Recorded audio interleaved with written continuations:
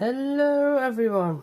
Today we're going to take a look at this alarm clock. This is a Peter alarm clock, and this Peter alarm clock hit the floor too hard. The glass is broken, and for the rest it runs for a bit but then stops running. One of the rubber feet is missing. For the rest, yeah, the case is a bit dented, as you can see. So yeah, we're going to take a look inside to see what's going on the inside. So let's get the pliers out. Get the feet up first, because the feet are probably holding in the movement on the inside.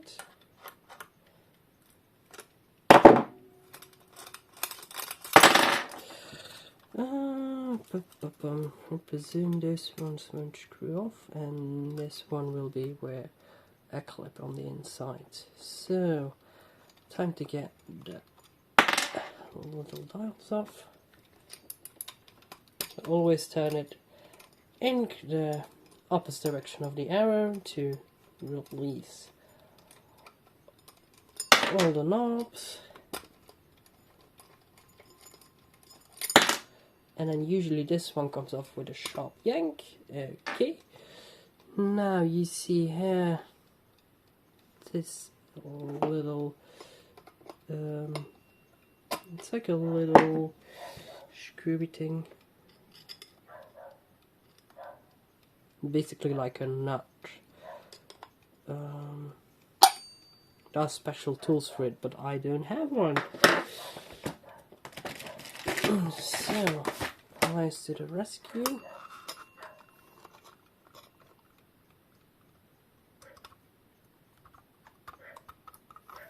Nope.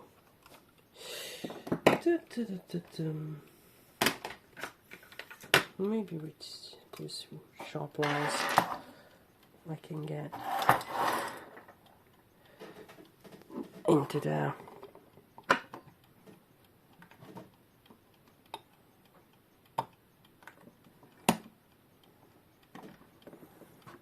Yes, I got it.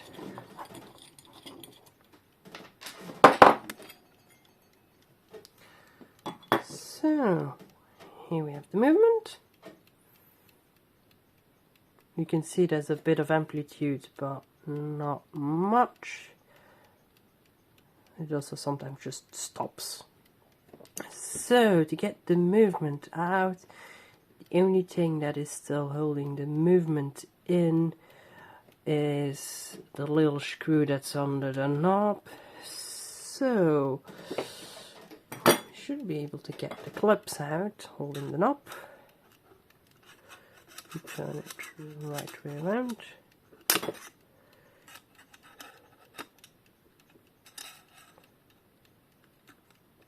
There we have the clips. Now we get the knob off. And now we should be able to unscrew this. And you can already see the movement's about to fall out.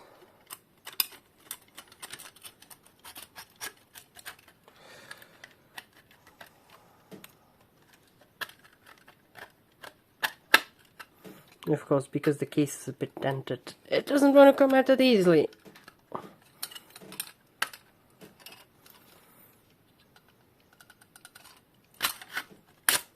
Okay. Well, that's the ring. It's around the dial. And as you can see, look at all that dust. Never seen that in an alarm clock. No wonder this one's not working too well anymore.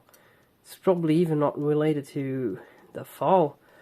Because yeah, I was expecting maybe something would be dented from the fall, but yeah, everything seems fine. So let's remove the hand so I can remove the dial and clean this thing. because boy oh boy, it does need a clean. And for once the hands come off easily, always great. Okay, now let's see, how is the dial attached?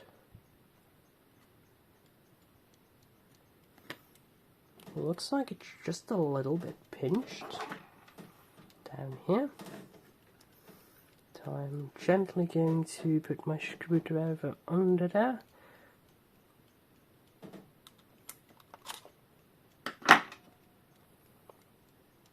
Yeah, it was a bit pinched here. So you can see here we have the plastic gears. That just means that I need to be really careful when putting this on the dryer, because there's a chance that those gears melt on the dryer. I've never had it happen to me, but I've heard some stories, and I don't know if they have a ground of truth in them, but with most service they do, so I'm not going to risk it. Even the anchor wheel of the alarm mechanism is plastic. This is definitely one of the later models. So yeah, going to clean this up and see you in a bit.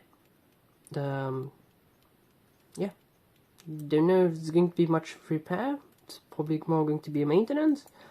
But yeah, it's always fun to play around with alarm clocks. They're very interesting, very simple, but yeah, have a lot of feature in there. So, see you when it's cleaned. So, here we are back with the alarm clock. So in the meantime, I cleaned it, re-greased it, oiled it. It works. It has been running for about a day and a half as a test run, and a day and a half is about what it should run. Usually alarm clocks are meant to have a runtime of 36 hours, so that's 24 hours one day with a bit of extra.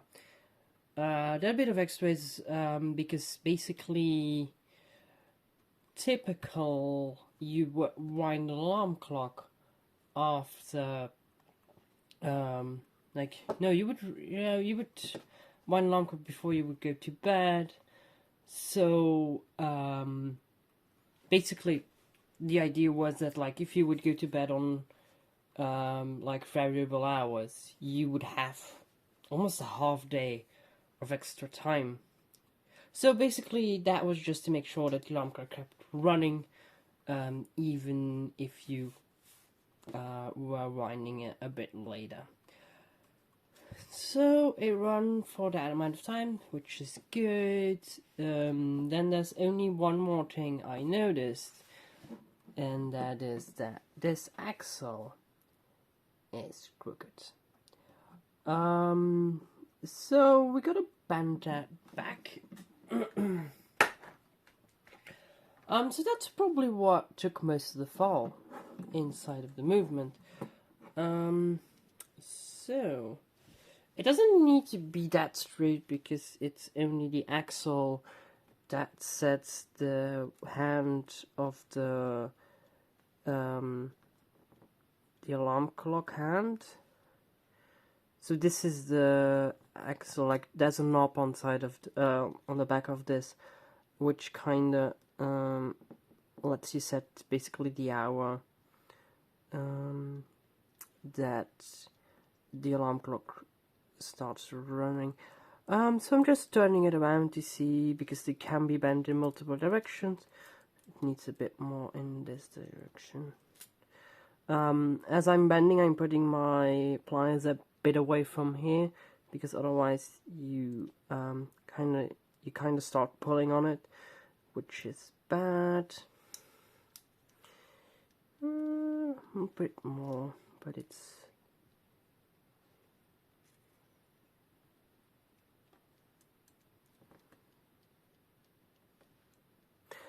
Okay, there we are. So now, I know I've done this before, but how does an alarm clock basically work? So here you have your hand mechanism, and you can see there's an extra gear. This is what we call the index gear. And the index gear basically has an extra collet on there with a notch cut out. And if I now turn this, it should turn much more freely. No, it doesn't. Let me get the little knob out.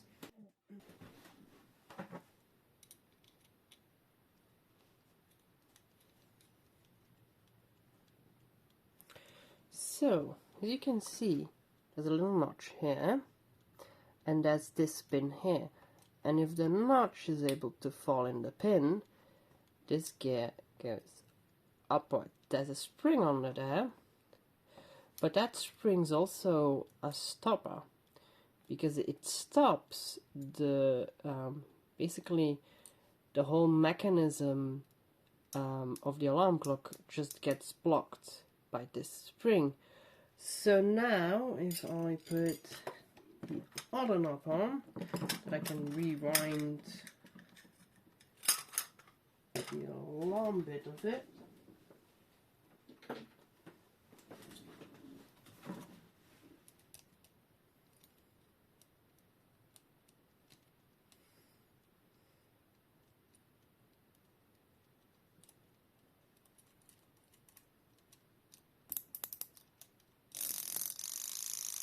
There we go. So I'm going to turn it so that it doesn't go off immediately. So now it is down again, and this spring is blocking this. This is basically the enter of the alarm clock. So now if I wind it again,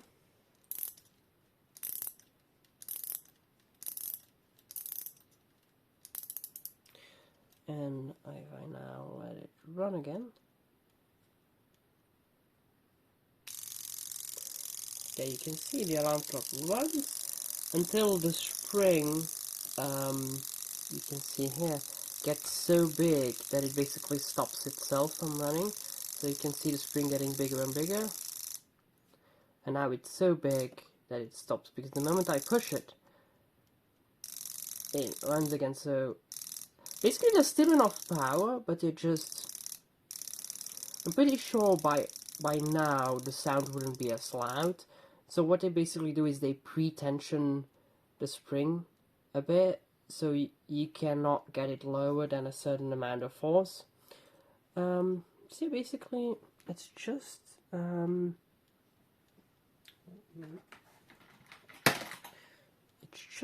this little spring here that goes back and forth depending on the position of this, and then here's the answer. So this blocks.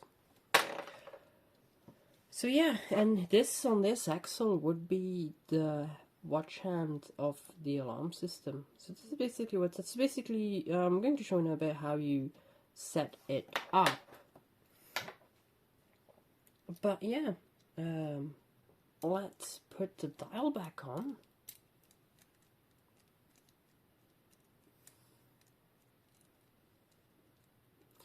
I'm going to get those keys already off because we don't need those, and they need to come off in a bit anyways.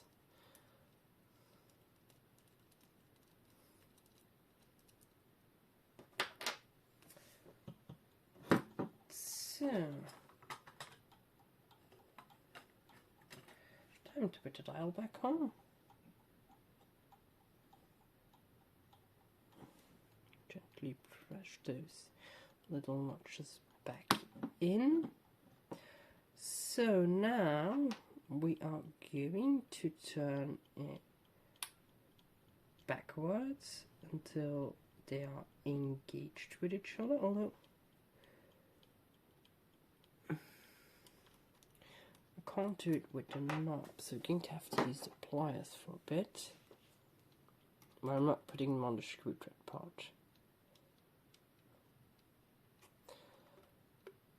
and it does not work. So what you normally can do is you can turn it backwards, and then you will be aligning the two mechanisms.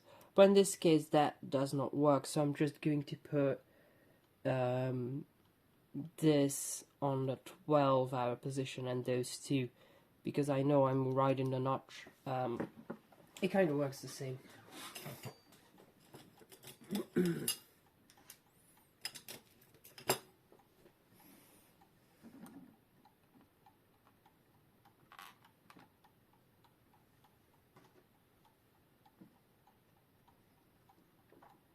Wait, need to put the small one first. Otherwise this is not going to work.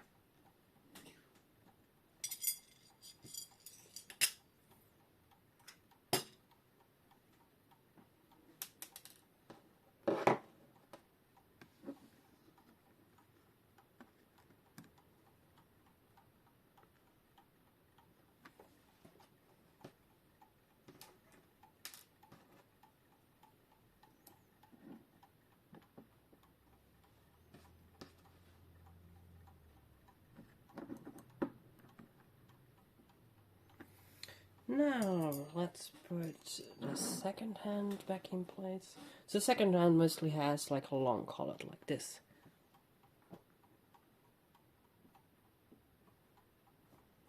There we go. So now it's time to assemble the alarm clock in full again. So I searched for new glass. The wing stays the same.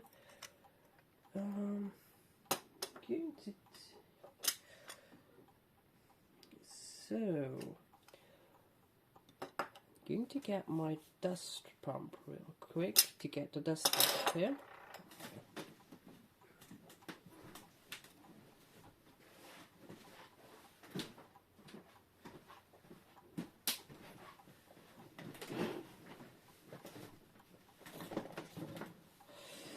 So, I'm going to hold it like this.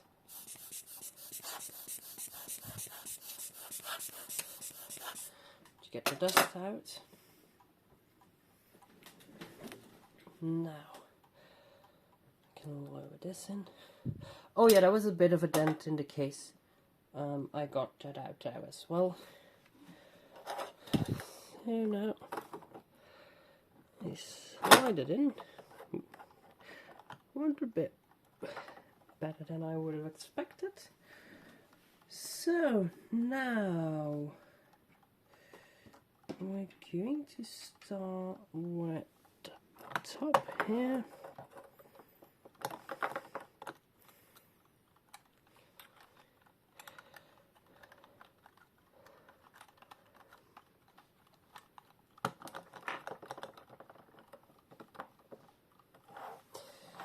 And now let's get the feet.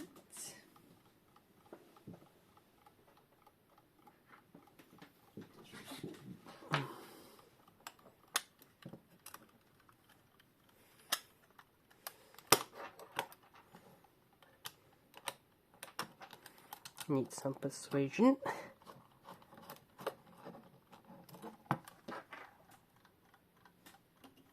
Oh, I forgot. This one needs to go on there as well.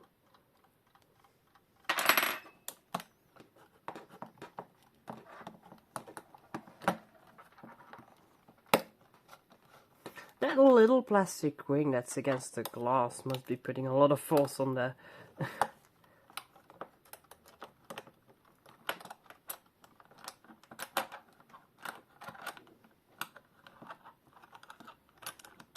Come on. Once I get one in, it should be a lot easier. Number 2.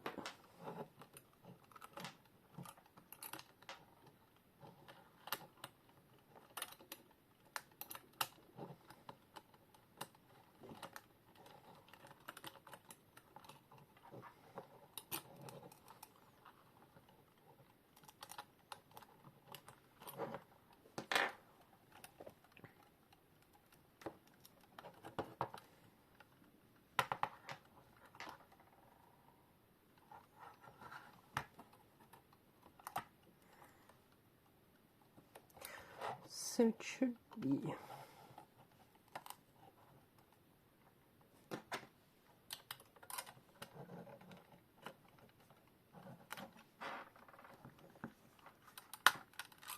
Oh, come on.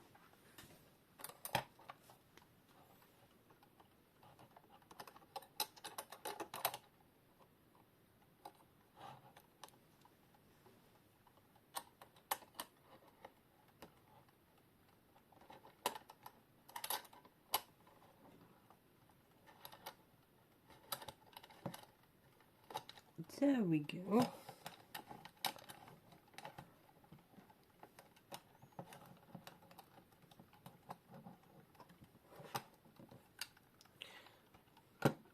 So now it stands on its own. So now I'm going to put the stopper in.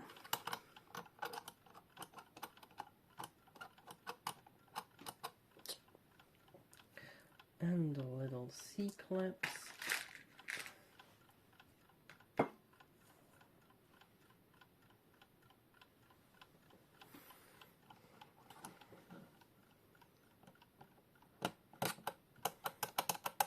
So now it's held in place. So now it's time to put the back case back on, which is held by one of those pesky screws.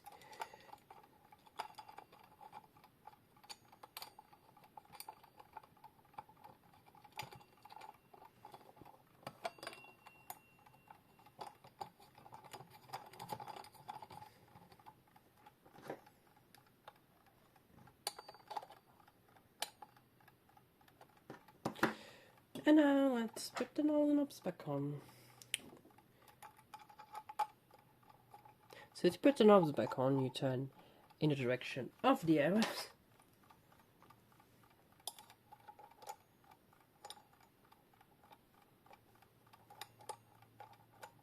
Once the screw thread catches.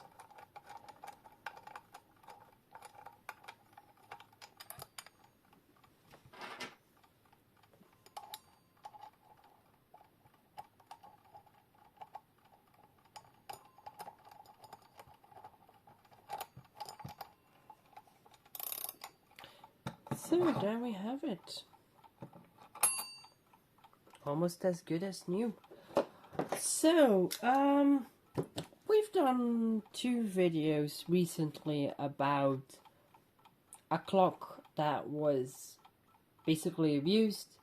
I've done the video about the clock that was hit by a car. I've done the video of this that hit the ground really hard. And basically what we conclude of these 2 videos, this one and the other one, is that mainly when a clock gets abused, the movement is fine. It's just the case that takes most of the beating. The only thing that was wrong with the movement was that this axle was bent, and what I guess happened is that the clock hit the ground like this, because it was bent here. You can still kind of see it for a bit, and then this was bent this way. So that's what the alarm clock must have hit like this, or like more like this, because then it was more over here. But that's actually all. So the case saves the movement. Who would have thought that? So, that was it for the video. It was less spectacular than I hoped for, but I still hope you liked it and it was informative. And I'll see you in the next one. Bye bye.